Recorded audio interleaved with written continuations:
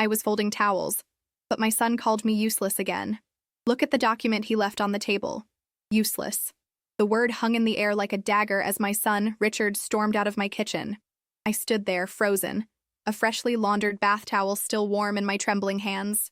67 years old, widowed for 3 years, and apparently, in my son's eyes, contributing nothing of value to this world. But that afternoon, everything changed. Because after Richard left, I noticed the document he'd carelessly left on my kitchen table. A contract from his marketing firm offering $75,000 to secure an influencer for their client's new anti-aging skincare line. The target audience? Women over 60. The very demographic my son had just dismissed as worthless. I remember running my fingertips over the paper, a strange warmth spreading through my chest. Not anger, something else. Something that felt like possibility. I had no idea then that this document would become the first piece of evidence in my arsenal. Evidence that would eventually bring my family to their knees and transform me from Grandma Evelyn into Silver Strength, the digital influencer with 2.3 million followers and a 6-figure income that would make my dismissive children choke on their words. I hadn't always been useless. For 35 years, I'd been an elementary school teacher, shaping young minds, bringing home a modest but dependable income. After my husband Frank passed away from a sudden heart attack, I found myself adrift in a too-large house filled with memories and silence. My 3 children, Richard, Diana, and Michael, all lived within an hour's drive, but their visits became increasingly infrequent. "Mom's fine," they'd tell each other. "She just needs time." What they really meant was that I wasn't their problem. When I suggested selling the house and moving into a smaller place closer to one of them, the excuses began. Diana claimed her neighborhood was too expensive. Michael said his school district wasn't senior-friendly. Richard, my oldest, simply laughed and said, "What would you even do all day, Mom? Your whole life has been dad and teaching. You'd just be underfoot." So I stayed put, rattling around in the 4-bedroom colonial that Frank and I had purchased when Richard was just a baby. I tried to fill my days with routine. Wake up, coffee, read, clean, lunch, nap, dinner, television, sleep, repeat. By the 3-year anniversary of Frank's death, I couldn't remember the last time I'd felt truly alive. That changed the day after Richard left the contract on my table. I'd spent the evening researching influencers online, marveling at these mostly young women who seemed to make livings by simply sharing their lives. I stumbled across a 58-year-old woman named Judith who documented her journey through widowhood and rebuilding her life.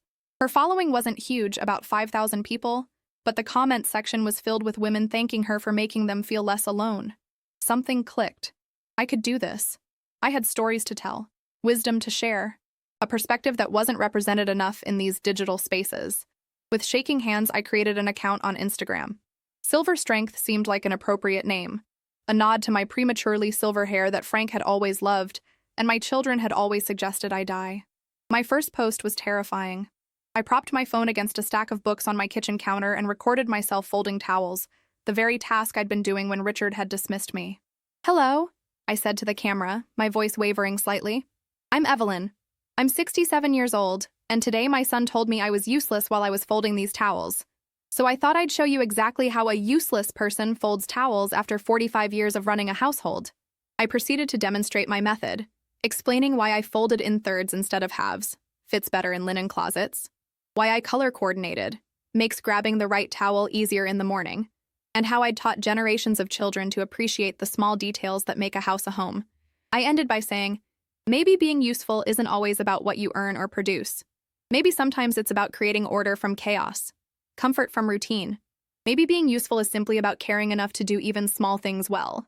I posted it without overthinking, then went to bed, certain no one would ever see it. I was wrong. By morning, the video had 327 views and 42 comments. Most were from women my age or older, sharing their own stories of feeling invisible after retirement or widowhood. Some were from younger women, thanking me for reminding them of their mothers or grandmothers. A few were from men, sheepishly admitting they'd never thought about the care that went into such everyday tasks. Stunned, I made another video the next day. This time, I showed how I organized my pantry, a system Frank had always praised for its efficiency. More views, more comments. By the end of the week, I had nearly 1,000 followers. Diana was the first to notice. She called on Sunday evening, her voice tight with suspicion. "Mom, are you on Instagram? Caitlin showed me some videos of someone who looks just like you." Caitlin was my 16-year-old granddaughter, Diana's youngest. Yes, I replied, surprised by the defensive note in my voice. I started an account last week. It's just for fun. Fun? Diana's laugh was sharp. Mom, you can barely use your email. Who's helping you with this? No one, I said. I figured it out myself. There are tutorials online. A pause. What exactly are you posting? Just household tips. Things I've learned over the years. Another pause, longer this time. Well, just be careful. The internet can be dangerous for people your age. Scammers target seniors, you know. People my age. As if being 67 made me inherently vulnerable, inherently less capable. I'll be careful, I said, keeping my voice light. How are the kids? The conversation shifted to safer ground. Her children, her husband's promotion, their upcoming vacation to the Bahamas. Not once did she ask if I'd like to join them. Over the next few months, my following grew steadily. I expanded beyond household tips to talking about navigating grief, rediscovering my identity post-retirement, and the challenges and joys of aging. I was brutally honest about my loneliness, my fears for the future, and my frustration with being marginalized by both society and my own family. People responded to that honesty. By the 6-month mark, I had 50,000 followers. Companies began reaching out, offering to send me free products in exchange for mentions. Small payments followed, $100 here, $250 there. I opened a separate bank account, not telling my children about this unexpected income. Something told me to keep this close to my chest.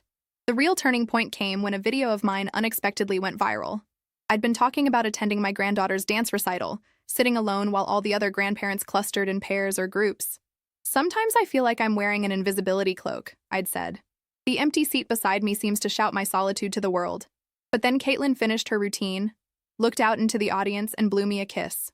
Just me. And suddenly, I wasn't invisible anymore. That video reached 1.2 million views in a single day.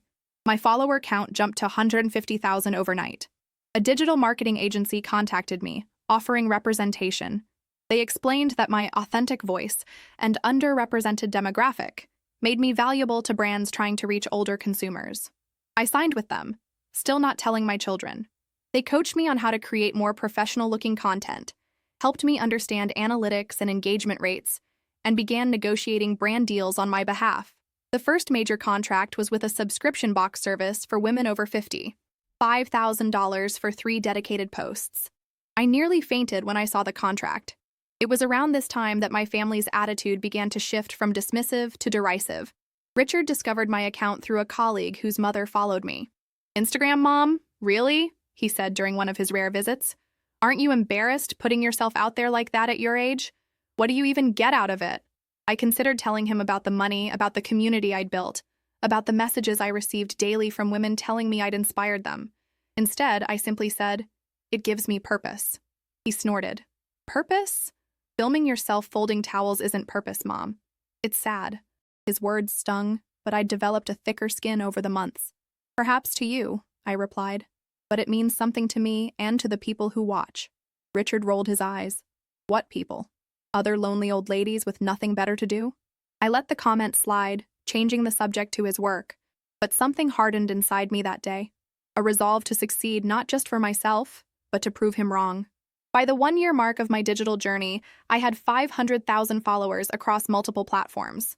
My monthly income from sponsorships and ad revenue exceeded what I'd earned in my best years as a teacher. I bought myself a new car, a modest hybrid, nothing flashy, and renovated my kitchen, replacing the avocado green countertops that had been there since 1982. When Michael noticed the renovations during a Christmas visit, he raised his eyebrows. Dipping into your savings, Mom?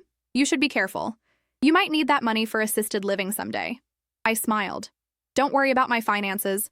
I'm managing just fine. Diana chimed in. Those countertops must have cost a fortune. You really should have consulted with one of us before making such a big purchase. I took a slow sip of my coffee, savoring the moment. Why would I need to consult with you about spending my own money? Because, Diana sputtered, because we'll be the ones dealing with your finances when you can't anymore. And when exactly do you anticipate that happening? I asked, my voice deceptively calm. An uncomfortable silence fell across the kitchen. Finally, Richard spoke up. Look, Mom, we're just concerned. These internet hobbies are fine for keeping you occupied, but let's not pretend they're anything more than that. I nodded, deciding again to keep my success to myself. Let them underestimate me. Let them believe what they wanted to believe. The humiliation began in earnest a few months later, when I was invited to speak at a digital marketing conference about creating content for the over 60 demographic. It was in Chicago, a direct flight from our small Connecticut town. I was nervous but excited. My first professional recognition in this new career. I mentioned the trip to my children during our monthly family dinner, trying to contain my excitement. A conference? Diana laughed. About Instagram? Oh, Mom. It's a legitimate digital marketing conference, I explained.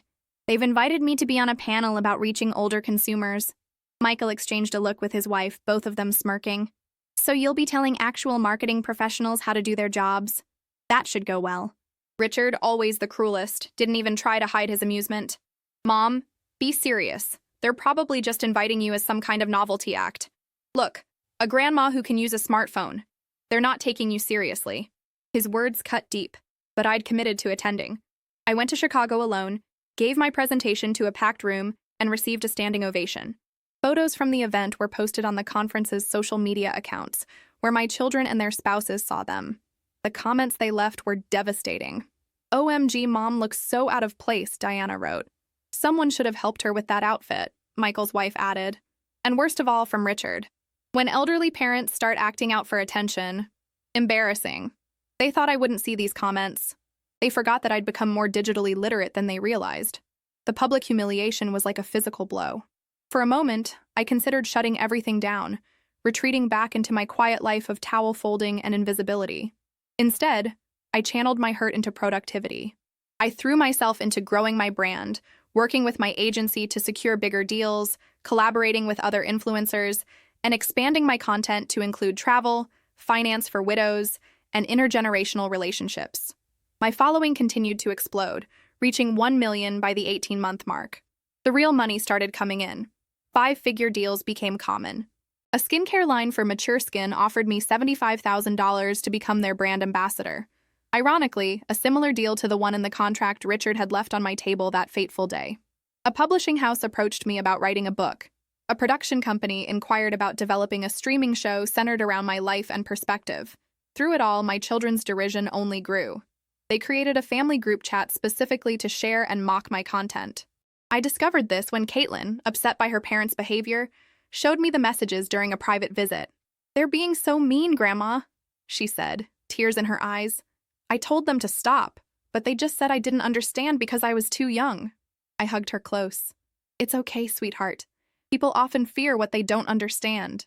"But why don't they understand?" she asked. "You're amazing. My friends all follow you. Their moms follow you too. Everyone thinks you're cool except our own family." Her words warmed my heart. At least one family member saw my value. The situation came to a head during what should have been a joyous occasion, my 70th birthday.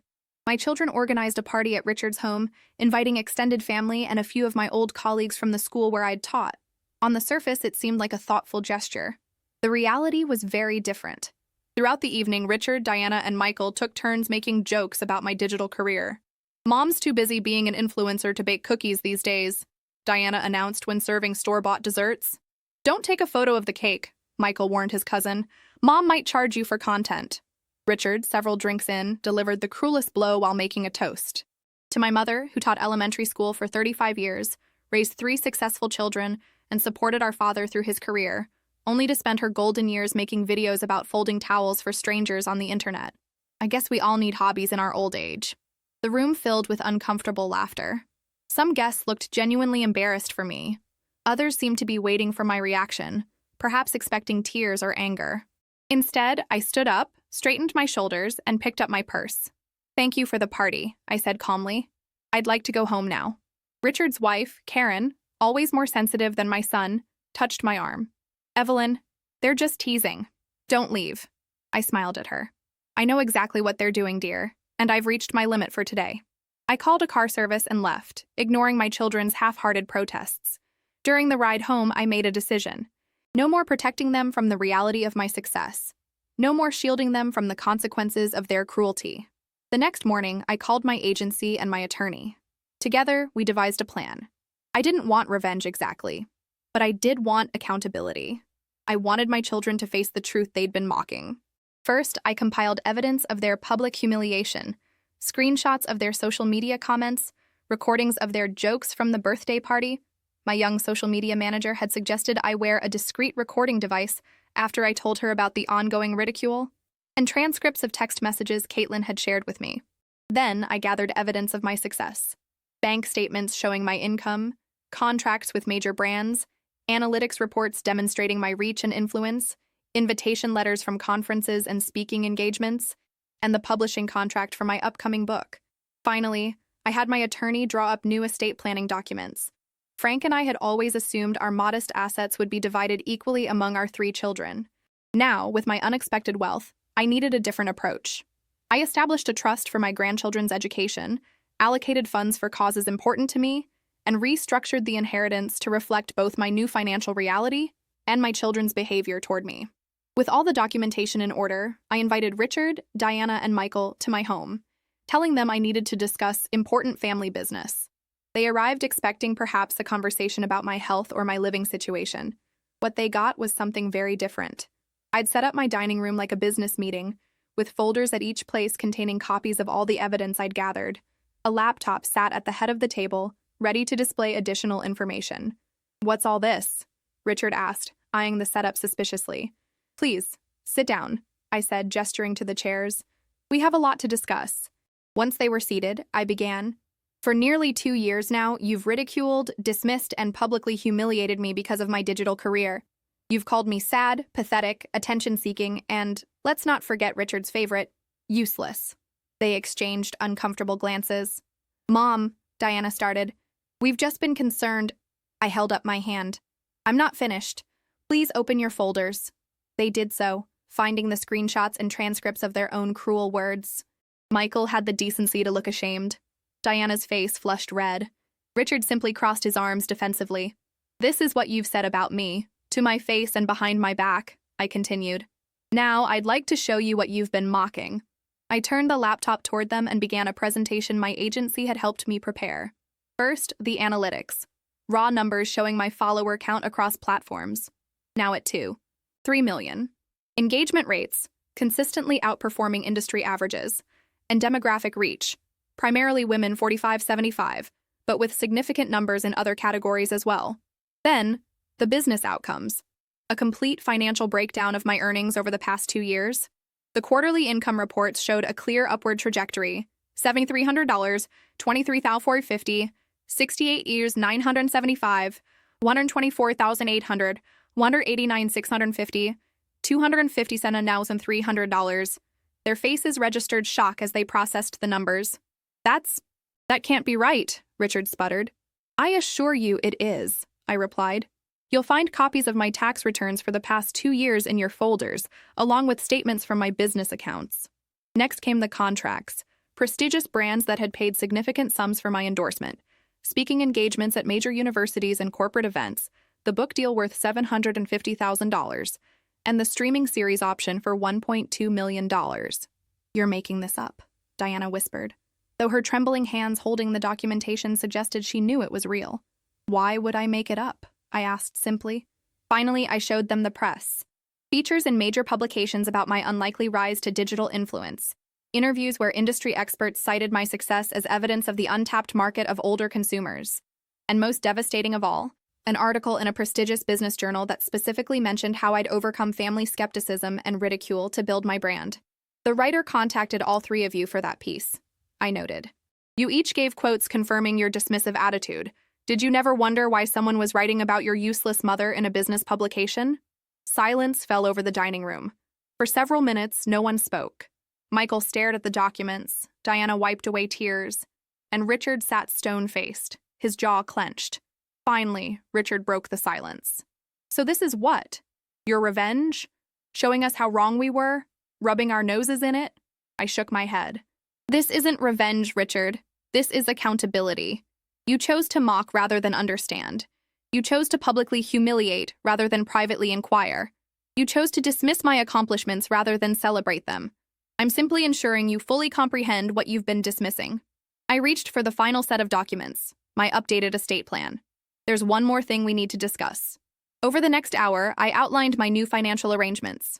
Each of my grandchildren would have their education fully funded through graduate school if they chose to attend. Significant donations would go to literacy programs, widows support networks, and digital education for seniors.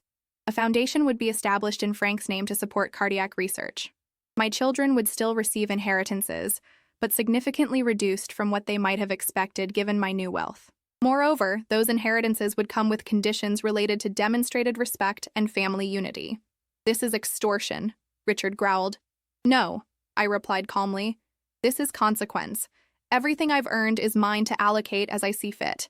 I'm simply making decisions based on the values demonstrated by each potential beneficiary." Diana, always quickest to tears, was openly crying now. "Mom, I didn't know. I swear I didn't understand what you were building." "You didn't try to understand," I corrected her gently. "There's a difference." Michael, the middle child, and usually the peacemaker, finally spoke. Is there a way to make this right?" I smiled at him. "That's the only question that matters now, isn't it?" "And yes, I believe there is." I outlined what reconciliation would look like: public apologies for the public humiliation, family therapy to address the underlying issues of respect and autonomy, and a genuine effort to understand and support my career moving forward.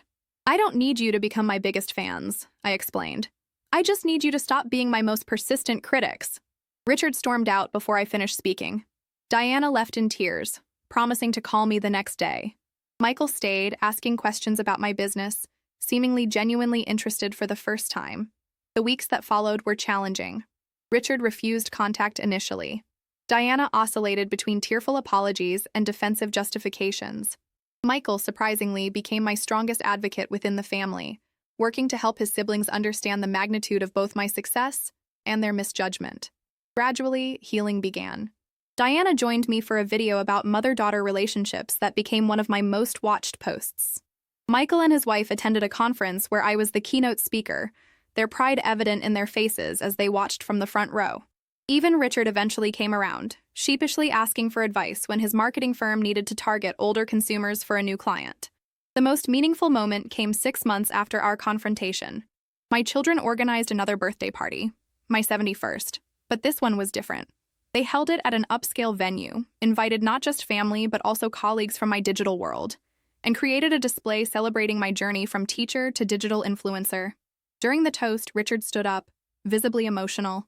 "A little over 2 years ago, I left a contract on my mother's kitchen table and told her she was useless. That contract was for an influencer to promote a skincare line to women over 60. The brand was offering $75,000, and I thought it was an outrageous amount for what I considered trivial content." He paused, looking directly at me. "Last month, that same brand signed my mother for $450,000, 6 times what they were offering then. Turns out she wasn't so useless after all." The room erupted in applause. I felt tears welling in my eyes as my son continued. "Mom, I was wrong. Catastrophically, embarrassingly wrong. Not just about your business acumen, but about your worth. You were never useless. Not when you were teaching, not when you were raising us, not when you were supporting Dad, and certainly not when you were folding towels. I just didn't have the wisdom to see the value in what you do." It wasn't a perfect ending. We still had work to do as a family. Richard still had moments of condescension. Diana still struggled with jealousy over my success. And Michael sometimes fell into old patterns of underestimation. But we were trying, all of us, to build something new from the ruins of what had been broken. 2 weeks after that birthday celebration, I launched the Silver Strength Foundation, dedicated to helping women over 60 build digital careers. The foundation provided grants, mentorship, and technical training to women who, like me, had stories to tell and wisdom to share, but lacked the resources or knowledge to begin. At the foundation's inaugural event, I shared my story publicly for the first time, the complete version, including my children's ridicule and eventual reconciliation. They sat in the audience, wincing at times, but ultimately supportive. The document my son left on my table that day was the spark, I told the crowd. But the fire was already inside me, waiting to be ignited. It's inside all of us. Sometimes it takes someone telling us we're useless to make us prove just how useful we truly are. Today, at 72, I run a multi-million-dollar digital enterprise. My book, Silver Strength, Finding Purpose in Life's Third Act, spent 26 weeks on the New York Times bestseller list. My streaming series, Never Too Late, is currently in production. I employ a staff of 15, including 2 of my grandchildren who work part-time managing different aspects of my social presence. My towel folding video, the one that started it all, has been viewed over 12 million times.